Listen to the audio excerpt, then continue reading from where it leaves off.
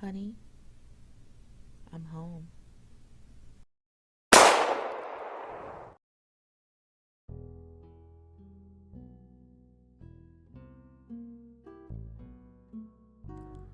Hello everyone, and welcome back to a very vicious Halloweek. I've wanted to do a grayscale look for a while now, and I came up with the idea of making this character a Black Widow murderer, a woman who usually kills her lovers for their money, and filming it as a film noir just fit well with the idea.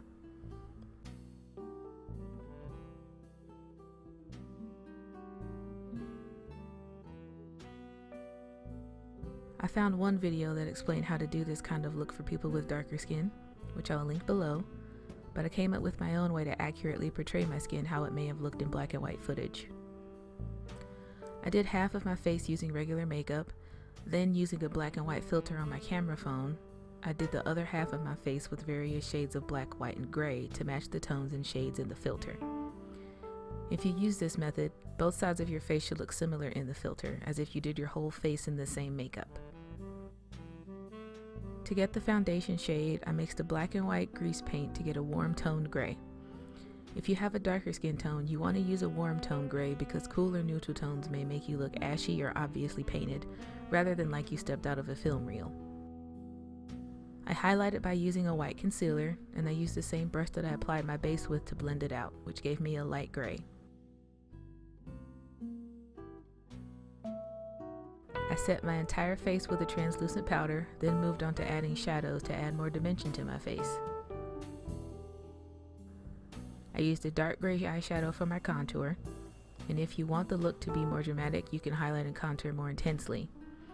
I wanted this look to be more subtle, so I did my normal routine using the different shades of gray.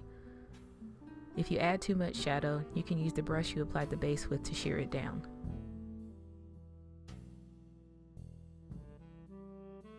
I then filled in my eyebrows with my brow pencil as I normally would, and moved on to the eyes. I use a mid-tone gray to act as my transition color, and I put that into my crease first, diffusing it with a fluffy brush. I pulled that into the outer third of my eye as well to create a shape for the lid. Next, I took an even darker gray on the dome-shaped brush and concentrated that in the outer third area, fading it towards the inner eye. I blended the shades together very gently so it would fade outward nicely.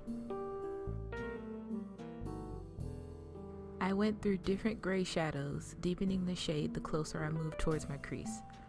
Eventually, I reached black and focused that on the outer third of my eye. I used a white shadow on a small pencil brush for the inner corner, pulling it into my eye lightly to add brightness. Once I was happy with the shadows, I went in with my liquid liner and lined very closely to my lashes. After I've done that, I start to create the wing. It's not very dramatic, but it will help with elongating and lifting the corner of the eyes along with the lashes. I thicken the line to my liking, then add my beauty mark.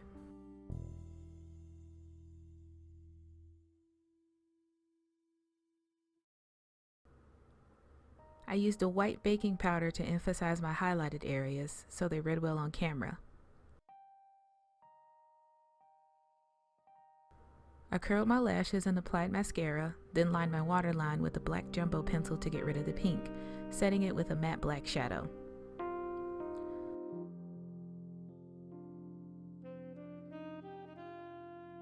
After adding my lashes off camera, I used two liquid lipsticks, a light gray and a black one, to make an ombre look for my lips, and I cleaned up around the edges with a brush.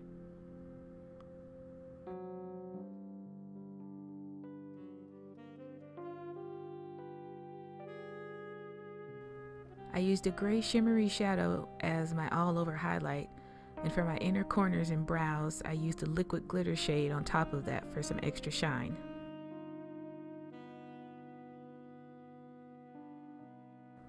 After that, I put on my wig and shirt, painted my hand, gave myself a press-on manicure, and we're done.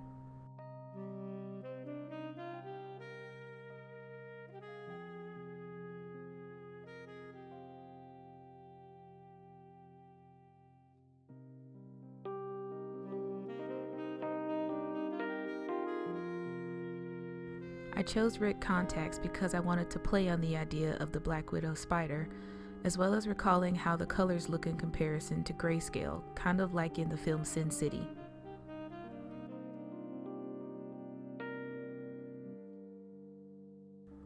I hope you enjoyed this look as much as I enjoyed making it.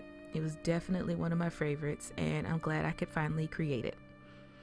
Hopefully, I'll see you all in the next video of the series, so don't forget to like, comment, and subscribe. Bye-bye.